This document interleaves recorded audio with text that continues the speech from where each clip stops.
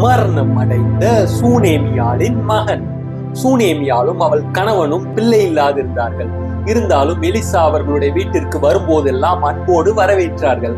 அதற்கு நன்றியாக எலிசா அந்த பெண்ணுக்கு ஒரு மகன் பிறப்பான் என்று தீர்க்க தரிசனம் கூறினார். தேவன் அந்த வாக்குத்தத்தத்தை நிறைவேற்றினார். அவர்களுக்கு ஒரு மகன் பிறந்தான். சில வருடங்களுக்கு பிறகு அந்த சிறுவன் வயலில் தந்தையுடன் இருந்தபோது திடீரென்று தலை வலிக்கிறது என்று கூச்சலிட்டான். அவனை தாயிடம் கொண்டு வந்தார்கள். அவன் தாயின் மடியில் மதியம் வரை இருந்த பின் உயிரிழந்தான். மிகுந்த துயரத்தில் அந்த தாய் மகனை கொண்டு மேல் வீட்டில் எலிசாவின் அறையில் படுக்க வைத்தாள். அழுது புலம்பி மகனை அடக்கம் செய்வதற்கு பதிலாக அவள் உடனே எலிசாவை தேடி சென்றாள். கர்மேல் மலையில் எலிசாவை கண்டதும் அவரிடம் தனது துயரத்தை பகிர்ந்த சூனேமியால், நான் உம்மை விடுகிறதில்லை என்று கர்த்தருடைய ஜீவனையும் உம்முடைய ஜீவனையும் கொண்டு சொல்லுகிறேன் என்றாள்.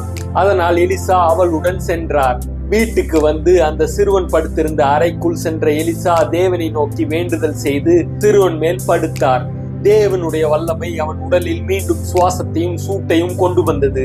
அந்த சிறுவன் 7 முறை தும்மி கண்களை திறந்து உயிருடன் எழுந்தான். எலிசா அவனை தாயிடம் கொடுத்தார். இப்படியாக சூனேமியாளின் மகன் மீண்டும் உயிர் பெற்றான்.